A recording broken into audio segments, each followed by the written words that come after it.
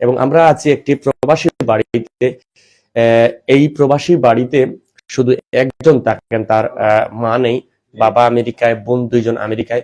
এবং এই একা বাড়িটিতে অনেক মূল্যবান এবং দামি মালামাল রয়েছে, এবং এই একা বাড়িতেই কিন্তু ডাকাতরা হানা দিয়েছে। এবং আমরা দেখানোর চেষ্টা করব আসলে কি কি ক্ষয়ক্ষতি হয়েছে। এবং আমরা দেখছি এখানে যে পুলিশ প্রশাসন কিন্তু ইতিমধ্যে উপস্থিত রয়েছেন, এবং আমরা দেখানোর চেষ্টা করব আপনাদেরকে সর্বশেষ পরিস্থিতি আসলে কি ঘটেছে এখানে এবং তাদের কতটুকু ক্ষয়ক্ষতি হয়েছে সেগুলো আমরা আপনাদেরকে জানানোর চেষ্টা করব। আমরা যদি একটু দেখাই আসলে বাসার ভিতরের অবস্থা। এবং সিলেট হচ্ছে প্রবাসী অধ্যুষিত এলাকা, এবং প্রবাসীরা তাদের সর্বস্ব দিয়ে চেষ্টা করে নিজের বাসা বাড়িটাকে সাজিয়ে তুলেন। পছন্দের যে আসবাবপত্র রয়েছে, পছন্দের যে পোশাক, সবকিছুই রয়েছে। এবং আমরা দেখেছি এই বাসার যে সামিন রয়েছে, যে বাসায় একা থাকেন, এই বাসায় বর্তমানে যিনি মালিক সামিন, সেই সামিনের যে ঈদের পাঞ্জাবি ছিল, সেই ঈদের পাঞ্জাবিটাও চুরি করে নিয়েছে, এমনটা আমরা আমাদেরকে জানিয়েছেন বাসার যে যিনি। এবং আমরা ঘুরে ঘুরে দেখাবো আসলে এই দেখেন বাসার সবকিছুই ভাঙ্গা ভাঙচুর। এখানে পুলিশ প্রশাসনের টিম রয়েছেন, স্থানীয় যারা রয়েছেন তারা রয়েছেন, আশপাশ এলাকার যারা রয়েছেন, বাড়ির রয়েছেন, তারাও এসেছেন। আমরা ধীরে ধীরে জানাবো আপনাদেরকে এই বিষয়টা। এবং আমরা যে বিষয়টা জানাতে চাই, আসলে এই খবরটি শোনার পরই এলাকাবাসীরা ছুটে আসছেন। রমজানের এই সময়ে হঠাৎ করে কিন্তু পুরো এলাকায় একটা আতঙ্ক বিরাজ করছে, এবং অন্যান্য যে বাসাগুলো রয়েছে তারা অনেক চিন্তিত রয়েছেন অনেকেই। এই দেখেন বাসার অবস্থা এবং সম্পূর্ণ জিনিসপত্র, এবং আমরা যতটুকু জেনেছি নগদ টাকা এবং স্বর্ণালংকার সহ অনেক কিছুই কিন্তু ডাকাতরা ডাকাতি করে নিয়েছে, এমনটা অভিযোগ করেছেন এই বাসার যিনি রয়েছেন সামিন চৌধুরী। আমি ইফতারের 10 মিনিট আগে সামিন চৌধুরী আমি ইফতারের 10 মিনিট আগে আমার বাসা থেকে বের হয়ে আমার খালার বাসায় গেছি ইফতার করতে। আমার বাসা লোক করে আসছি 11:30-12টার দিকে বাসায় এসে দেখি জানালা কাটা, আমার টিভি নাই, রুম থেকে টিভি নাই, আলমারি থেকে স্বর্ণ নাই, ক্যাশ টাকা নাই, অনেক স্বর্ণ 5-7 ভরি হবে, ক্যাশ টাকা আপনার 10-15 লাখ। আমার এই বাসায় শুধু আমি থাকি, আমার আব্বু থাকে নিবেসেতে। হ্যাঁ, আম্মু মারা গেছেন। ভাই বোন ইউএসএতে, আমার বোন 2জন বোন ইউএসএতে। এখন এই ঘটনাটি শোনার পর পুলিশ প্রশাসনকে আপনি কল দিয়েছেন, কতটুকু ক্ষয়ক্ষতি, আর কোনো কাউকে আহত বা হতাহত নাকি সিসি ক্যামেরা আছে? না, আমার বাসায় সিসি ক্যামেরা নাই, বাসায় কেউ ছিল না, যেমন করে কেউ ছিল না বাসায়। মানে জানালা কেটে এই গ্রিল দিয়ে পিছন দিয়ে বের হয়ে গেছে আর কি। কতটুকু ক্ষয়ক্ষতি হতে পারে বলে আপনি এখন পর্যন্ত দেখছেন? 40-45 লাখের মতো আমার ক্ষয়ক্ষতি। কি কে নিয়ে গেছে? টিভি নিয়ে গেছে, স্বর্ণ, ক্যাশ টাকা, কাপড় চোপড় যা আছে সব, ঈদের পাঞ্জাবিটা পর্যন্ত নিয়ে গেছে। আপনার ঈদের যে পাঞ্জাবি কেনাকাটা করতেন সেটাও নিয়ে গেছে। তো সর্বশেষ অনেকেই লাইভে দেখছেন বা অনেক প্রবাসী, আপনার সর্বশেষ কি চাওয়া এই বিষয়ে? আপনার নাম মতো কি দেখবেন? কি চাওয়া? আমি তো চাই প্রশাসনের প্রতি সুষ্ঠু যাতে ওরা বের করতে পারে কে এই ঘটনাটা করেছে, তদন্ত করতে পারে কে এই ঘটনাটা করেছে। কারণ রাতেও তো না, এটা এমন একটা সময়, সন্ধ্যার পরে, মানে সন্ধ্যার পরে তেরাবির সময় হতে পারে, এরকম 9টা-9:30টার দিকে এরকম। আমি বাইরে ছিলাম, আমি আমার খালা বাসায় ইফতার করতে গেছিলাম, ওইখানেই ছিলাম, নামাজ পড়তেছিলাম ওইখানে। পরে আমি আসছি আর কি 11:30টার দিকে বাসায়, এসে দেখি এই অবস্থা। ধন্যবাদ। আমরা একজন স্বামীর বন্ধু আছেন, একটু আপনার আসলে আপনারা কি শুনে এখানে এসেছেন? হ্যাঁ, এই যে তারাবির পর আর কি, ও তারাবির নামাজে গেছিল, তাই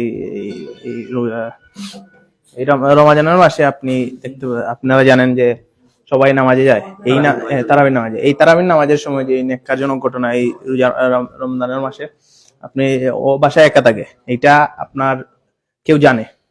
তাই আপনার এই যে ড্রয়িং রুম, আপনার এই যে ড্রয়িং রুমের কিন্তু দরজা লাগানো ছিল, ড্রয়িং রুমে কিন্তু কেউ যায় নাই। আমরা বলতে পারি যে এটা একটা প্ল্যান, এটা ডাকাতি পূর্ব পরিকল্পিত।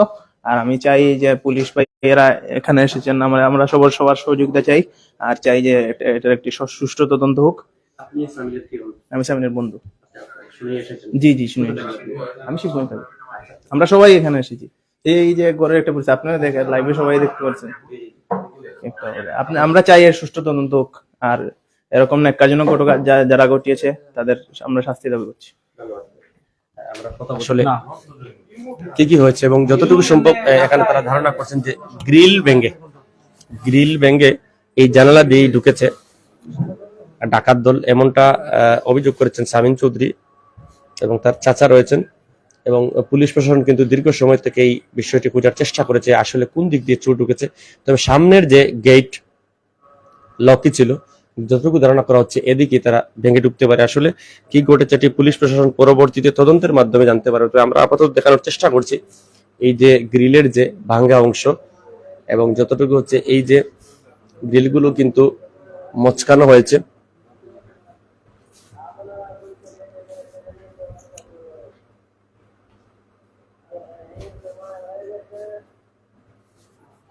এই যে জানালার গ্রিল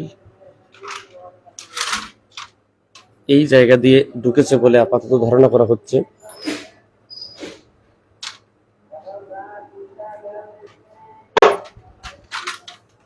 এদিকে জানালা রয়েছে এবং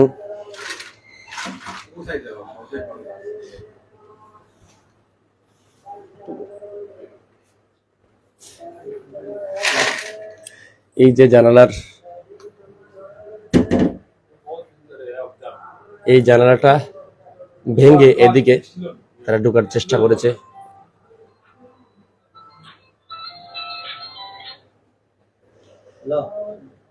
আপনার কাছে সর্বশেষ একটু জানতে, আপনার কি ধারণা যে এদিকে ঢুকতে পারে বলে? এদিকে ঢুকা হয়েছে, কারণ আর আমার সামনের গেট লাগানো ছিল, গ্রিলও লাগানো ছিল। আমি যখন ঢুকি আর বের হয়েছে, আমার পিসের গ্রিল ভেঙে বের হয়েছে। হ্যাঁ, এই দেখেন রুমের যে অবস্থা, কাপড় চোপড়ের যে অবস্থা, এটি হচ্ছে সিলেটের যে টুলটিকর এলাকা রয়েছে, সেই টুলটিকর এলাকায় আমরা আছি। আমি তো মেনের চাচা। আসলে আপনারা কি শুনতে পেরেছেন বা এখানে এসে কি দেখলেন একটু জানতে চাই আপনাদের এই যে বাসায় একটা ঘটনার জন্য। এখানে দেখতে পাইলাম যে তার তার যে রুমে থাকে এই রুমের যে জানালার গিল খাটিয়া ঢুকছে এবং অনেক মাল সামানা নিয়ে গেছে। সে স্বামী বলতেছে তার নগদ কিছু টাকা ছিল, এবং তার মার স্বর্ণ অলংকার ছিল, এগুলা আরো সবকিছু সঠিকভাবে বলতে পারতেছে না, পরে বলবো কি নিছে না নিছে। এইগুলো তারা স্বামীন একাই থাকে, স্বামীনের আব্বা থাকতো। স্বামীনের আব্বা তো আমেরিকায় চলে গেছে, যার জন্য স্বামীন এখানে বর্তমানে একাই থাকে। আজকে ইফতার করার জন্য তার খালার বাসায় গিয়েছিল। খালা বাসায় ইফতার করিয়া তারাবির নামাজ পড়ে আসতে ধীরে বাসায় আসছে। আসার পর দেখে যে এই ঘটনা করছে।